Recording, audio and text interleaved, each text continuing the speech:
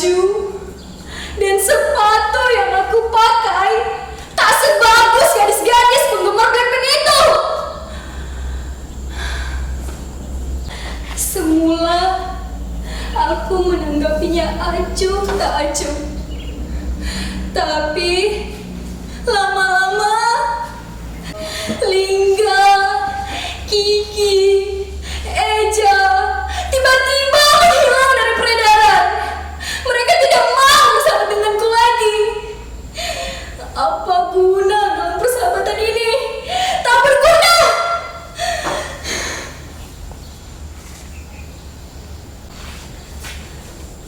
Emak sedang sakit sudah hampir sebulan.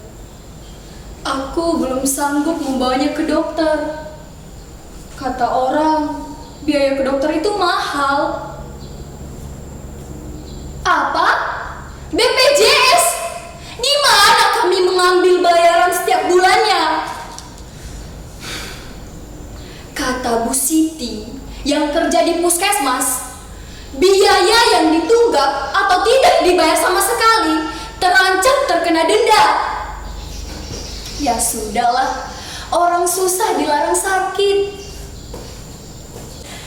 Itulah mengapa sudah sebulan ini aku menggantikan pekerjaan emak berburu karton, koran, dan botol-botol bekas dari warung-warung dan toko-toko. Aku memungut sampah-sampah yang sengaja dibuang sembarangan. Aku tak habis pikir, kenapa orang-orang tega membuang sampah sembarangan? Tidakkah mereka tahu bahwa tindakan yang mereka lakukan dapat merusak bumi yang kita tinggali ini? Sementara tong sampah dibiarkan kosong tak berfungsi sebagaimana mestinya.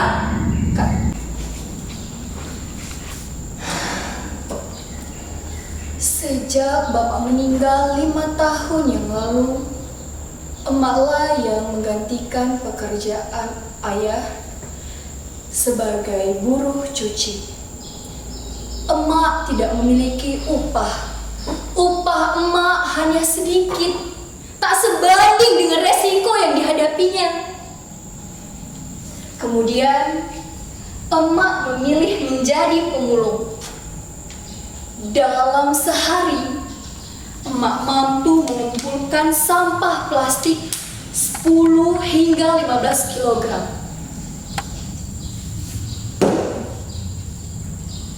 Hujan terik matahari tak pernah menyurutkan semangatnya.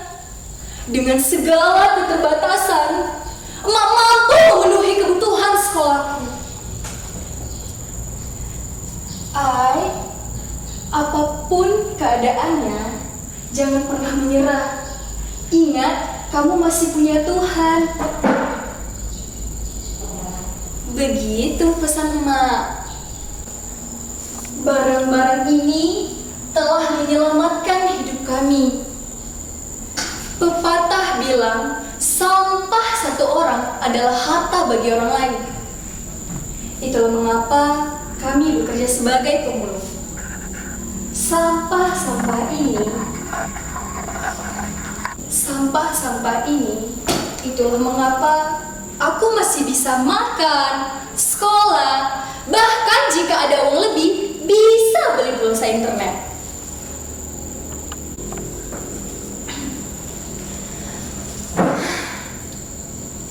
Nah, ini handphone yang diberikan Pak Lurah ketika kami memperingati 17 Agustus tahun lalu. Pak Lurah memintaku untuk mengumpulkan teman-teman untuk mengikuti lomba gerak jalan. Aku ditunjuk sebagai kepala regu. Awalnya sih kami ragu, tapi karena kami berlatih lebih keras, regu kami menang. Dan akhirnya aku mendapatkan handphone ini.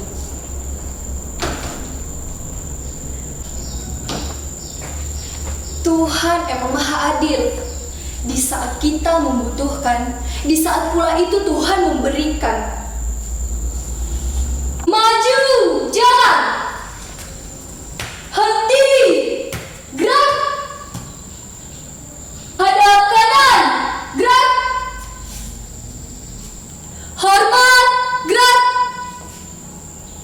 Nah, kalian sudah percaya kan? Sampah. Sampah.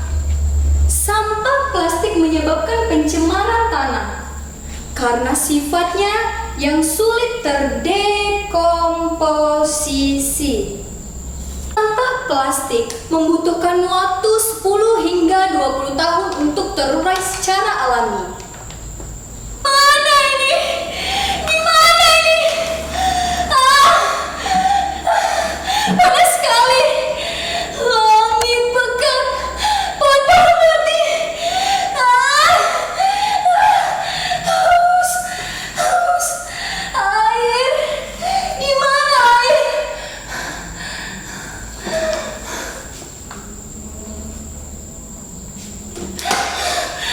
Kotor dan bau. Lihat kedua mata orang itu memerah. Kulitnya mengelepas. Jangan mendekat. Jangan mendekat. Pergi. Pergi. Kenapa rambutku rontok begini? Kulit Ai melepuh.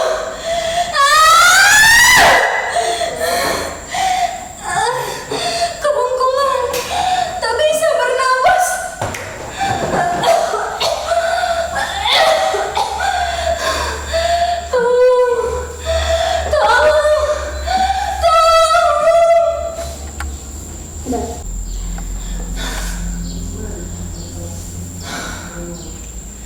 Apakah ini firasat?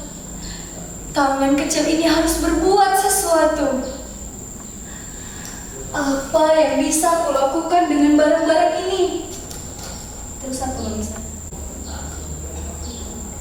Aku pernah mengunjungi pameran daur ulang. Di depan pintu masuk terpajang spanduk besar bertuliskan, jika tidak dapat mengurangi, maka gunakan kembali, perbaiki, bangun kembali, perbaharui, haluskan kembali, jual kembali, dan daur ulang. Jujur saja, saat itu aku masih belum tertarik mengolah sampah. Dalam pikiranku, sampah adalah sesuatu yang kotor dan menjijikan. Dan hasilnya biasa-biasa saja, tak ada yang istimewa. Sekali waktu, aku pernah diajak Bu Guru ke workshop. Di sana, diajarkan bagaimana mengolah sampah yang sudah tak bernilai menjadi bermanfaat. Seperti hiasan meja ini, terus tas dari lintingan kopi, dan banyak hal-hal lainnya. Selain bermanfaat, barang-barang itu bisa dijual dengan harga yang pantas. Lalu mengapa aku harus minder dan malu, sibuk berimajinasi dengan penilaian orang lain? Oh iya, tanggal berapa sekarang?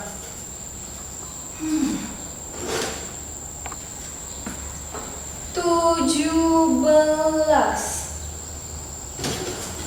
Aku akan mengajak tetangga dan teman-teman sekampung untuk bergabung membuat mendaur ulang sampah-sampah ini. Ya, sebentar. Oh, terima kasih Pak. Sampah ini saya terima dengan sepenuh hati. Semoga warung Bapak semakin laris ya Pak. Terus apa lagi? Sejak saat itu, aku tak perlu lagi memungut barang-barang bekas dari toko-toko dan warung-warung. Mereka dengan senang hati mengantarnya ke rumah. Semua orang di lingkungan ini akhirnya memiliki kesadaran untuk memilah sampah dari rumah. Ini kemajuan berarti. Melalui postingan di media sosial, aktivitas daur ulang bisa ditonton lebih banyak orang. Semoga hal sederhana yang aku lakukan dapat menginspirasi teman-teman sebayaku. Tapi handphone ini harus dijual untuk biaya berobat emak. Emak harus bawa ke dokter. Obat yang aku beli di warung kemarin sudah tak mampu mengobati. Emak harus sembuh dari sakitnya. Barulah tek. Aini. Oh, kalian sudah datang. Silahkan masuk teman-teman. Mari kita pisahkan barang-barang ini dulu ya. Botol-botol di sebelah sini, kardus-kardus di sebelah sini, bagian sampah-sampah di sini ya. Contoh barang yang akan kita buat yaitu tas dari lentingan kopi. Cukup mudah membuatnya. Lanjut.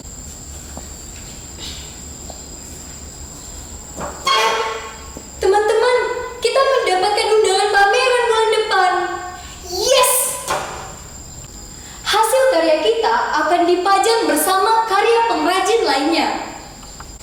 Tapi bagaimana jika karya kita lebih jelek dari mereka?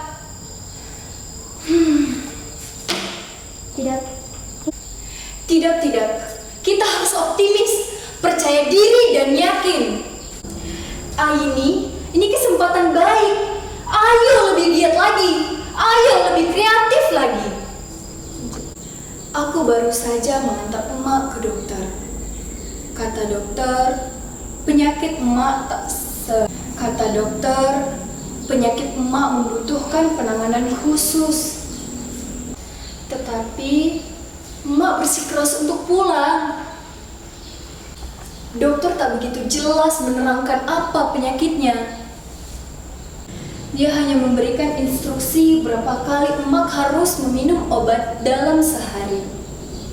Aku pun tak sempat bertanya lebih jauh. Mata emak mengisyaratkan supaya segera membawanya pulang. Di saat perjalanan pulang, emak sempat berbisik. Kamu pahlawan emak. Mataku berkaca-kaca. Aku pun membalas ucapannya. Bangga sama emak. Karena pahlawan sesungguhnya adalah emak. Tuhan, terima kasih telah mengembalikan hari-hari baik padaku.